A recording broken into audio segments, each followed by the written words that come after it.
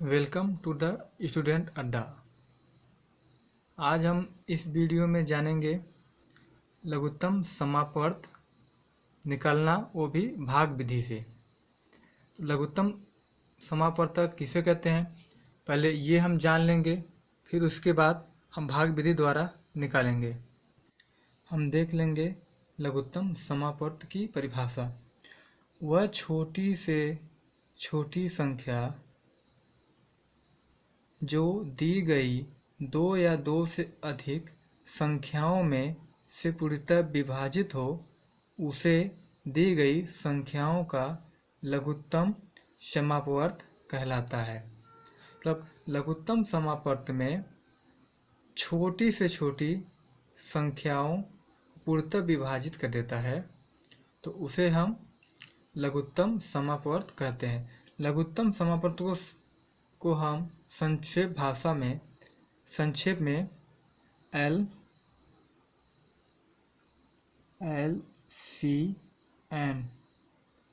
LCM भी कहते हैं। तो चलिए हम देख लेंगे लघुत्तम समापवर्त को भाग विधि से कैसे निकाला जाता है। तो हम यहाँ पे कुछ प्रश्न ले लेंगे, उसे हम लघुत्तम समापवर्त को भाग विधि द्वारा सॉल्व करेंगे। यहाँ पर हमने प्रश्न ले लिए हैं, तो हमारा प्रश्न क्या है पहले चलिए उसको देख लेंगे। 48, 64, 72, 96, 108 का लघुत्तम समापवर्त ज्ञात करो। लघुत्तम समापवर्त को शॉर्टकट में हिंदी के अक्षर में ल स भी कहते हैं। तो ल स निकालने से पहले इसका कुछ नियम रहता है, तो पहले हम उन नियम को पहले जान लेंगे, फिर उसके बाद हम भाग विधि द्वारा लघुत्तम समापवर्त को निकालेंगे। तो चलिए सबसे पहले हम नियम जान लेंगे। नियम क्या कहता है? नियम यही कहता है, सबसे पहले हम दी गई संख्याओं को एक पंक्ति में लिखते हैं। कहने का मतलब जो ये संख्याएं हैं इसे हम सबसे पहले एक पंक्ति में लिख लेंगे। उसके बाद छोटी से छोटी अभाज्य संख्याओं से भाग करते हैं। फिर एक पंक्ति में लिखने के बाद छोटी से छोटी संख्याओं से भाग करते हैं। भाग करने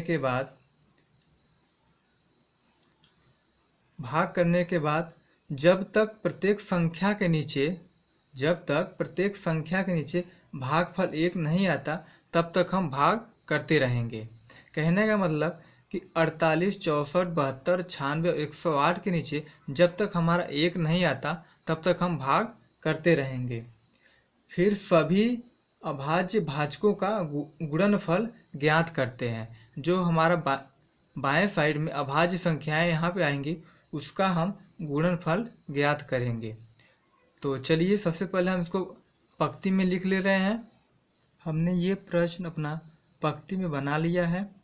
तो पंक्ति में बनाने के बाद हम सबसे पहले छोटी से छोटी संख्याओं से भाग करेंगे।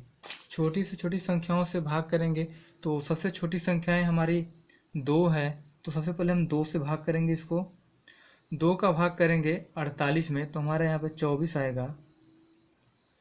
फिर 64 में करेंगे 32 आएगा। 72 में करेंगे 36 आएगा। 96 में करेंगे 48 आएगा। और 108 में करेंगे तो हमारा 54 आएगा। इसे हम फिर छोटी से छोटी संख्याओं से फिर भाग कर लेंगे। फिर हम 2 से भाग करेंगे तो हमारा 12 आएगा। फिर इसे हम 2 से भाग करेंगे तो 16 आएगा। फिर 36 को हम 2 से भाग करेंगे 18 आएगा। फिर 48 को 2 से भाग करेंगे तो 24 आएगा। और फिर 54 को 2 से भाग करेंगे 27 आएगा। फिर इसे हम 2 से भाग कर लेंगे।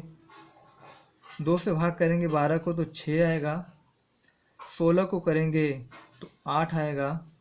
18 को करेंगे 9 आएगा। 24 को करेंगे तो हमारा 12 आएगा।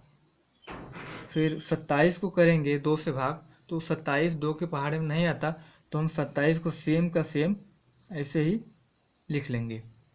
तो फिर हम देख लेंगे 2 से फिर करेंगे हम इसका।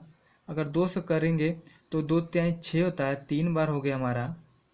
ये 2 चौका 8, 4 बार।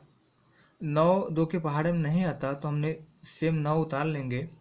उसके बाद 12 होगा हमारा 6 बार। और 27 को करेंगे, 27 नहीं आता तो फिर हम 27 सेम उतार लेंगे। फिर इसे हम करेंगे, फिर हम इसे 2 से करेंगे क्योंकि यहाँ पे 4 है तो यहाँ पे कट जाएगा। तो फिर 2 से करेंगे, फिर 2 के पहाड़ में 3 नहीं आता, 3 उतार लेंगे। फिर 2 से करेंगे, फिर 2 दूनी 4 होगा, 2 बार होगा। फिर 9 उतर जाएगा। फिर हमारा यहाँ पर 3 होगा क्योंकि 2 3 6 होता है, 3 होगा। फिर यहाँ 27 होगा। फिर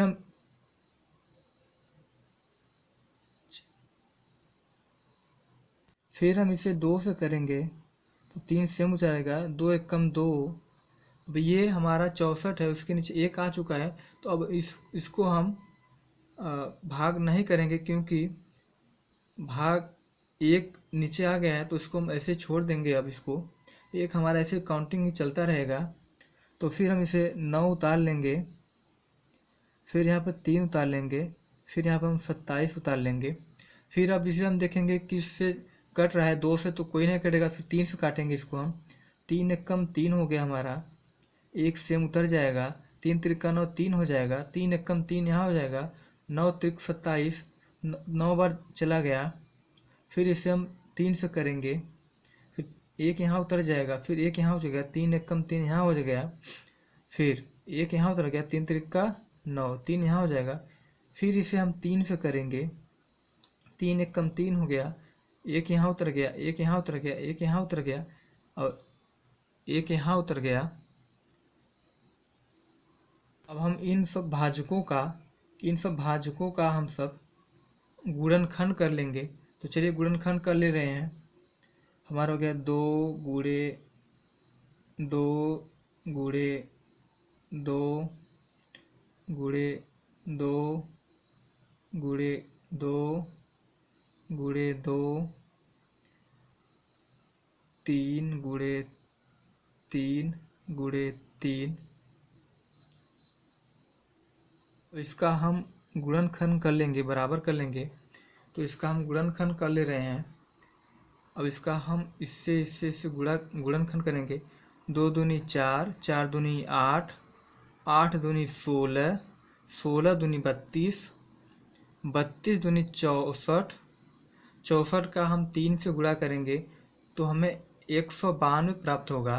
फिर 192 का गुणा 3 में करेंगे तो हमें 576 प्राप्त होगा। फिर 576 का गुणा हम 3 में करेंगे तो हमें 1728 प्राप्त होगा। तो हमारा होगा 1728 प्राप्त होगा। तो कहने का मतलब कि हमारा 48, 64, 72, 96 और 108 इन सब का लस बराबर हो गया हमारा 1728। 1728 यही हमारा आंसर हो गया।